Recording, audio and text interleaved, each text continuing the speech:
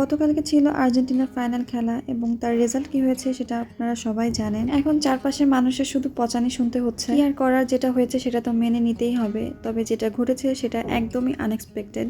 আসলে ফাইনালে এসে আর্জেন্টিনা এভাবে হেরে যাবে এটা আসলে ভাবতেই পারিনি। একজন ভক্ত হিসেবে আসলে অনেক কষ্ট পেয়েছি, শুধু আমি না, আর্জেন্টিনার যত সাপোর্টার আছে আসলে সবাই অনেক বেশি হার্ট হয়েছে। তো প্রায় প্রতিটা খেলাতেই আমি কিছু না কিছু বানিয়েছিলাম খাওয়ার জন্য। তো ওদিনও আমি একটা মোমো স্যুপ বানিয়েছি, যেটা আমার খুবই খেতে ইচ্ছে করছিল। তো ওদিন আমি কি বানিয়েছিলাম, কিভাবে কি করেছিলাম, চলেন সেটাই আপনাদের সঙ্গে শেয়ার করি। আমার অনেক বেশি স্যুপ মোমো খেতে ইচ্ছে করছিল, কিন্তু আগে থেকে কোনো প্রিপারেশন ছিল না।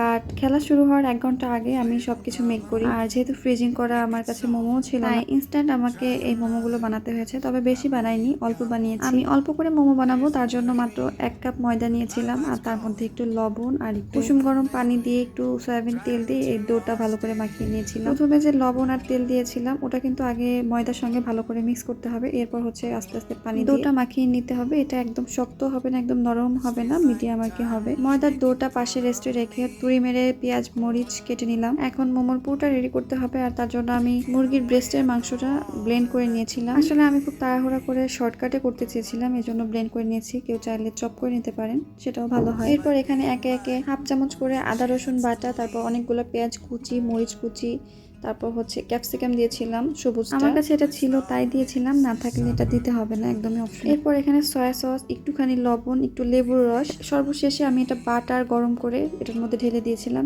এটার ফ্লেভার যে এত বেশি সুন্দর হয়, এটা খেতেও অনেক বেশি টেস্টি হয়। তখন মোমোর পুরটা রেডি করে একপাশে রেখে আমি মোমো বানাতে চলে আসি। তার জন্য আমি বড় একটা প্রথমে রুটি বেলে নিয়েছি, এরপর একটা কৌটার মুখ দিয়ে ছোট ছোট করে কেটে নিচ্ছিলাম।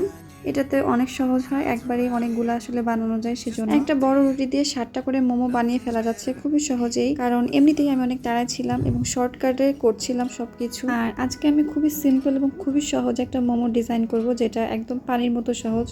যাদের মোমো ভাজ করতে বেশি প্রবলেম হয় বা বিভিন্ন ডিজাইন করতে প্রবলেম হয়, তারা জাস্ট এভাবে ভাজ করে নিলেই কিন্তু মোমো হয়ে যাচ্ছে। আর দেখতেও কিন্তু অনেক বেশি সুন্দর লাগে, একদমই সিম্পলের মধ্যে খুবই ইজি। কিভাবে ভাজ দিচ্ছি এই ভাজগুলো খেয়াল করে একটু দেখলেই আপনারা পারবেন। এভাবেই আমি আমার সবগুলো মোমো রেডি করেছি। 1 কাপ ময়দা দিয়ে 25টার মতো মোমো হয়েছে, মাশাআল্লাহ অনেকগুলোই হয়েছে। যদিও আমার এতগুলো লাগবে না, তারপরেও পরে খাওয়া যাবে, স্টোর করে রেখে দিব। এখন এই মোমো স্যুপটা আমি রেডি করব।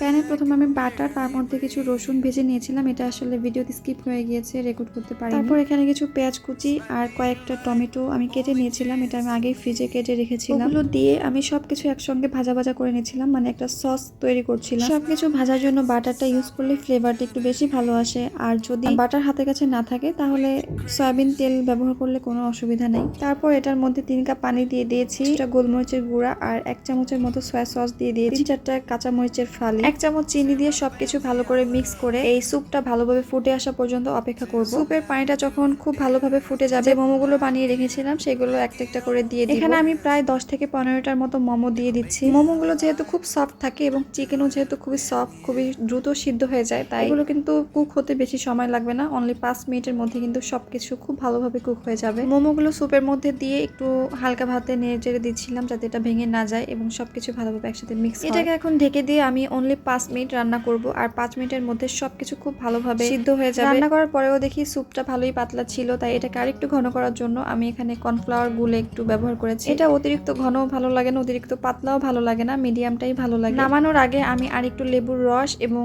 কয়েকটা মরিচের ফালি দিয়ে একটু নাড়াচাড়া করে এটা নামিয়ে নিয়েছিলাম।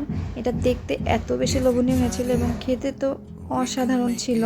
এখন আমার এই গরম গরম স্যুপটা খাওয়ার পালা। খেলা অলরেডি কিন্তু শুরু হয়ে গিয়েছিল, রেডি করতে করতে একটু দেরি হয়ে গিয়েছে। এভাবে খাবার দাবার নিয়ে সাজিয়ে গুছিয়ে খুব সুন্দর করে একটা আনন্দ মুড নিয়ে আমি খেলা দেখতে বসতে যাচ্ছিলাম, কিন্তু খেলা যে দফা রফা হয়ে যাবে এটা আসলে আমি কল্পনাও করতে পারিনি, কারণ এই বিশ্বকাপে প্রায় প্রতিবারই আর্জেন্টিনা হেরে যেতে যাচ্ছিল, কিন্তু লাস্টলি তারা সুন্দরভাবে কামব্যাক করেছে, মানে খুবই সুন্দর খেলেছে। এই জন্য কখনোই আসলে হোপলেস হই নাই, কারণ আমি সবসময় বিশ্বাস করতাম যে এরা যেভাবেই হোক জিতবে। এরপর আর কি, খেতে খেতে আমি তাদের দুই দলের কাণ্ড দেখছিলাম। খেতে খেতে যখনই দেখি স্পেন একটা গোল দিতে যায়, তখনই আমার খাওয়া একদমই বন্ধ হয়ে যায়।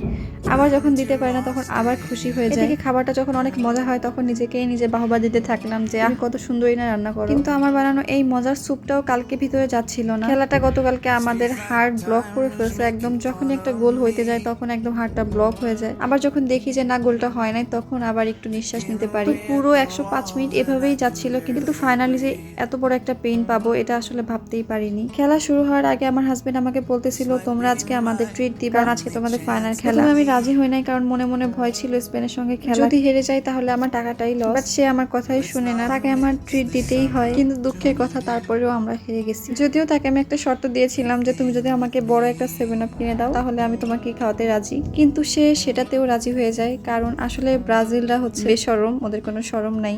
এরপর তাকে দেখা আমি 7 আপ খাচ্ছিলাম। তো আজকের ভিডিওটা এই পর্যন্তই। সবাই ভালো থাকবেন, সুস্থ থাকবেন, আল্লাহ হাফিজ।